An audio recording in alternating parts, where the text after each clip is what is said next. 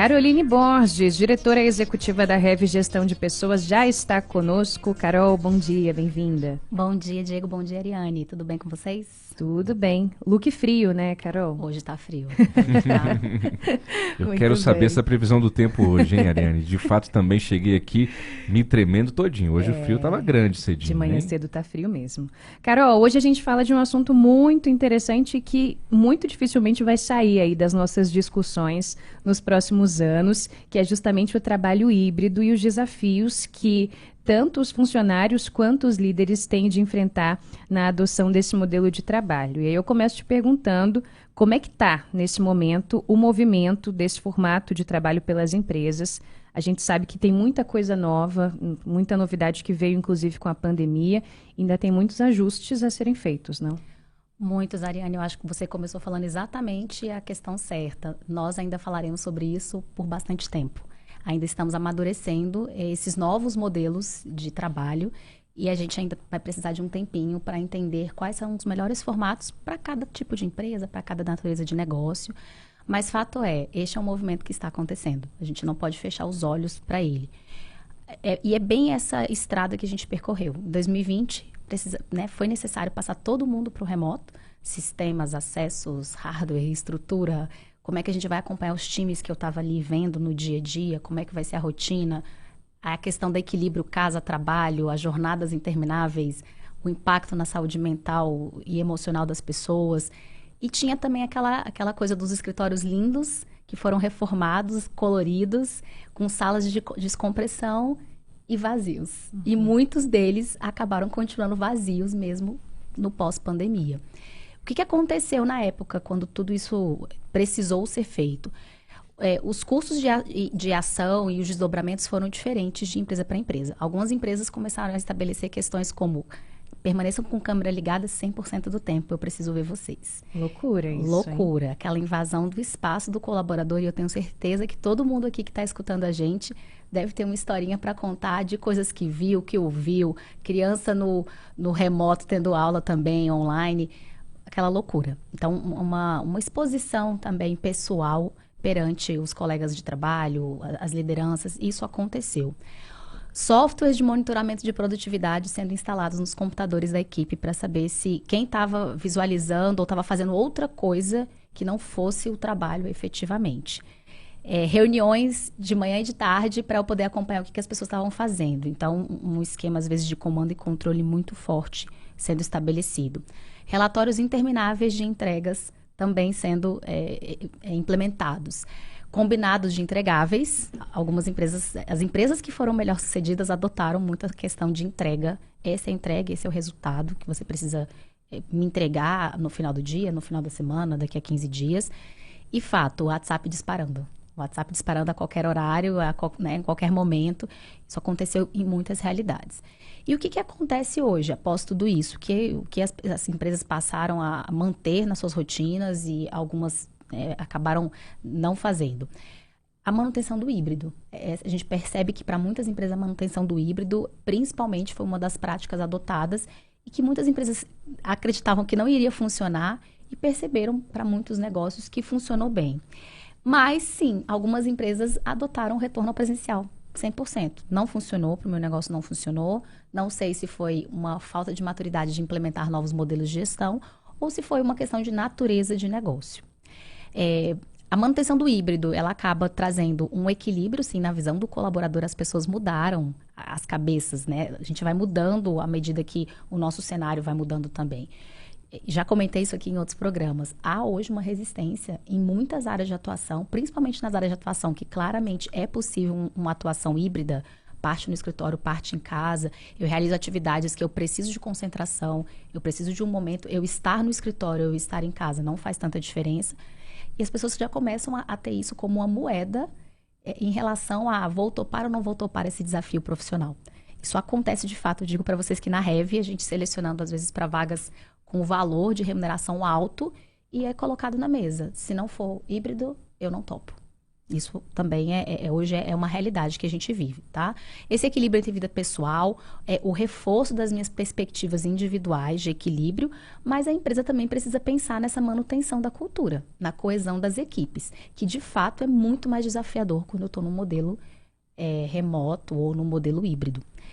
Tem casos, inclusive, de equipes que lidam com modelos totalmente diferentes numa mesma empresa. Tem uma parte do time que necessariamente precisa estar presencial.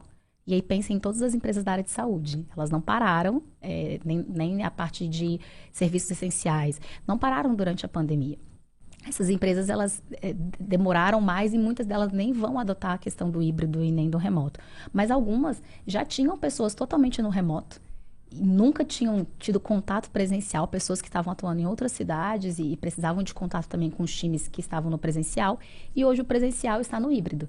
Então eu tenho gente totalmente no presencial, gente no híbrido e gente no remoto. Como eu gerencio isso? É realmente desafiador. O que é importante? Alguns rituais foram mantidos, rituais que foram estabelecidos durante a pandemia, uma reunião semanal, uma reunião mensal, uma daily, que a gente chama, uma reunião diária, estabelecida no início do dia. Alguns indicadores de produtividade, que muitas empresas nunca tinham olhado para isso e começaram a perceber o quanto é importante eu olhar para indicador. O que é produtividade no meu negócio, na minha área? É a quantidade de relatórios que eu desenvolvo no dia, é a quantidade de vendas que eu faço, é a quantidade de atendimentos, é um aumento ou diminuição da quantidade de reclamação, de acuracidade de uma entrega. O que é produtividade para mim?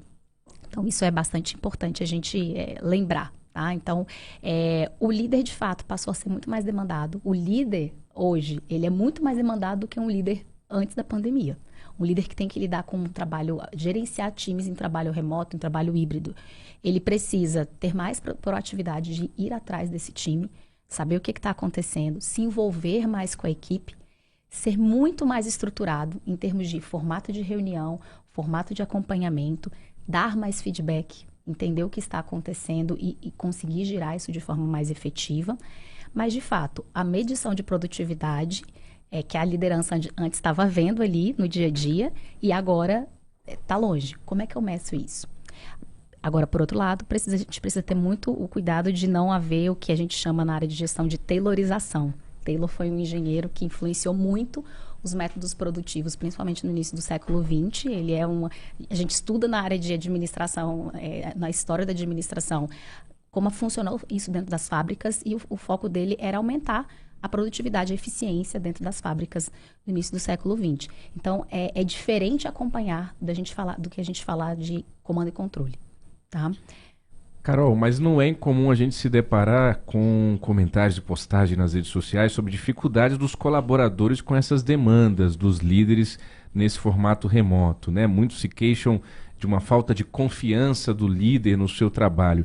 Quais são os principais desafios das empresas e dos colaboradores nesse cenário? Diego, acho que você falou na palavra central do que a gente está falando aqui. É uma mudança de pensamento em relação à empresa-colaborador. Estamos todos juntos remando no mesmo barco, né? Esse barco da empresa, que seja uma lanchinha, é um navio, mas a cultura de confiança, ela é o ponto central. Se você realmente não consegue desenvolver uma cultura de confiar que o colaborador está fazendo o que ele precisa e estabelecer métodos, ferramentas para acompanhar e direcionar, muito mais do que comando e controle, como eu mencionei, não é um formato que eu recomendo para a sua empresa. Se você não tem essa cultura, não vai funcionar. Vai ser só estresse. E claro, a natureza do negócio não é simplesmente eu também querer ir na onda. Acontece também, às vezes, do empreendedor olhar, nossa, vou colocar todo mundo no híbrido. Eu preciso me preparar para isso. Então, qual é a natureza do meu negócio? De fato, a gente vai conseguir estabelecer um formato de trabalho em que parte das pessoas vão estar no presencial de forma em rodízio ou não. A gente consegue, sim, estabelecer uma maturidade, tem uma maturidade de gestão, tanto dos líderes quanto das práticas de gestão, de ferramentas que eu consigo implementar para ajudar meu colaborador e minha liderança, e do modelo de gestão. Qual vai ser o formato das reuniões, das entregas, da medição dos indicadores de produtividade? Como é que vai ser a jornada? Quando a gente fala de uma jornada no híbrido, a pessoa está no remoto, ela é muito diferente de uma jornada no presencial. Muitas vezes você está centrado, desenvolvendo um trabalho sem interrupção, te permite produzir muito mais, às vezes, do que quando você está no escritório e tendo interrupção, dependendo da natureza. Eu, na pandemia, trabalhei muito mais em casa do que no escritório. Acho que muita gente, né, trabalhou muito mais em casa do que no escritório, Carol. Exatamente. Então, o que também começou a acontecer, fato, e porque algumas empresas resolveram voltar os colaboradores 100% presencial. Olha, eu ligava para o meu colaborador 3 horas da tarde, no horário normal de jornada, e ele estava 3 vezes por semana em outro lugar. Ou não me atendia, ou eu não conseguia acesso a ele.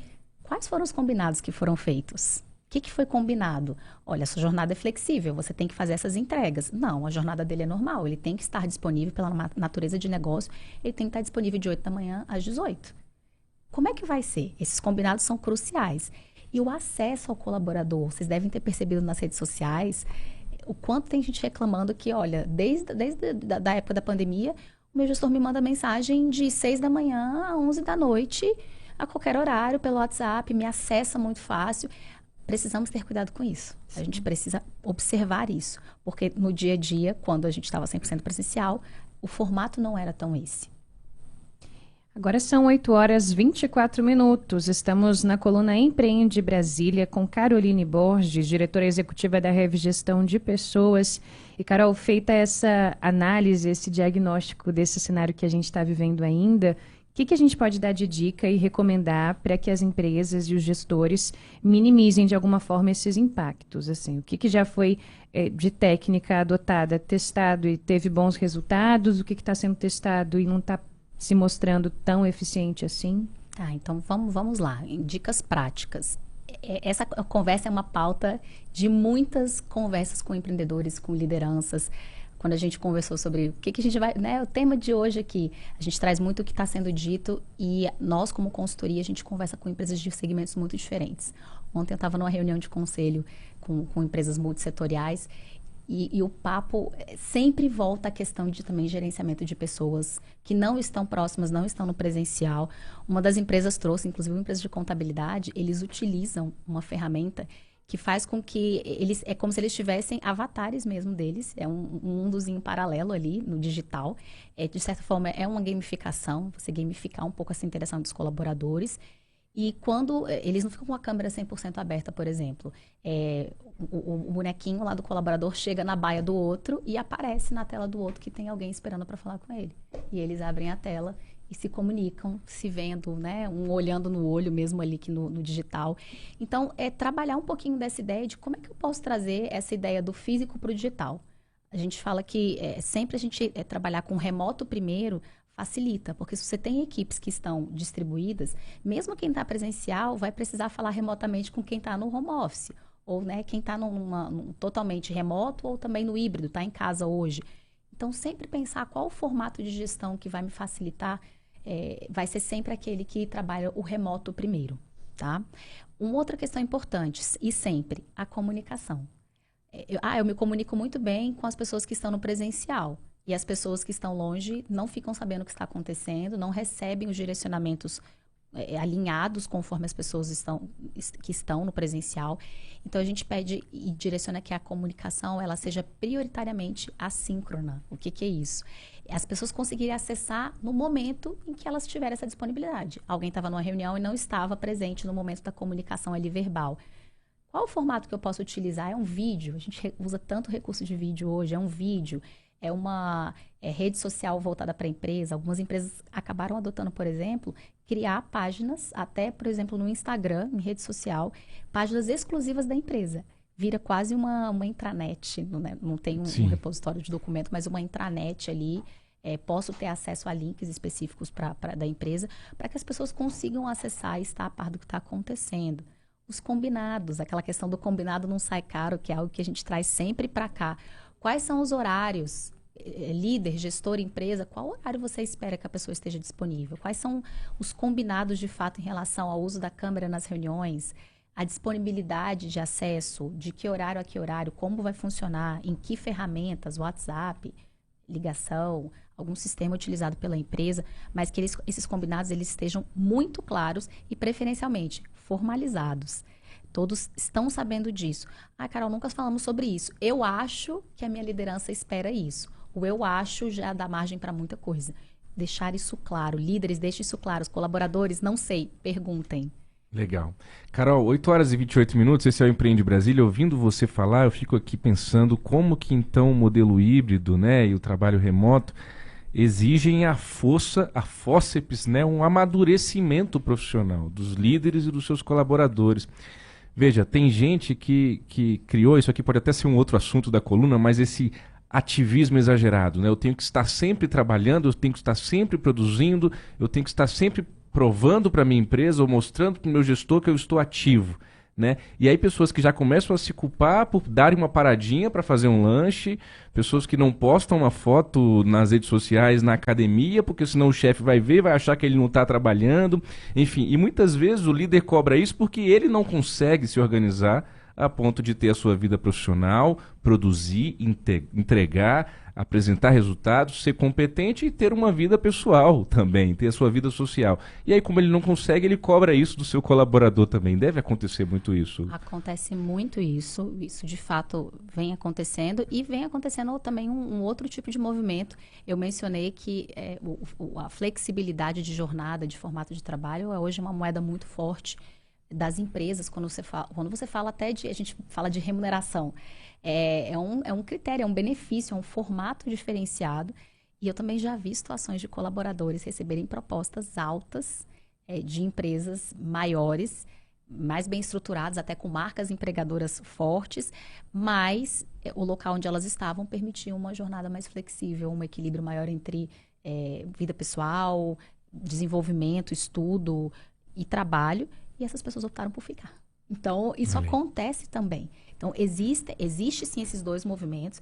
Esse movimento do trabalhar sem parar, que foi o que aconteceu muito ali em 2020, não tinha horário, tinha que lidar com as coisas da casa. Então, eu avançava até de madrugada para entregar coisa. Trabalhei muito também, Diego, nessa época. Imagina. E isso deixou marcas, mas hoje se fala muito dessa questão de saúde mental. Você não consegue estender uma situação como essa para a vida. Isso tem prazo de terminar e que bom que acabou. Mas as empresas precisam olhar para isso de forma bem intencional. Isso não pode acontecer como algo rotineiro e comum e normal, porque não é. Muito bem. 8 horas e 31 minutos. Essa foi Caroline Borges, diretora executiva da Rev Gestão de Pessoas, sempre com a gente aqui às quintas-feiras, trazendo assuntos importantes para mim e para você. Carol, obrigada por hoje. Até semana que vem. Até semana que vem. Ótima quinta-feira a todos. Obrigado, Carol. 8 horas e 31 minutos. Esse foi o Empreende Brasília, todas as quintas-feiras aqui no jornal Nova Brasil Brasília.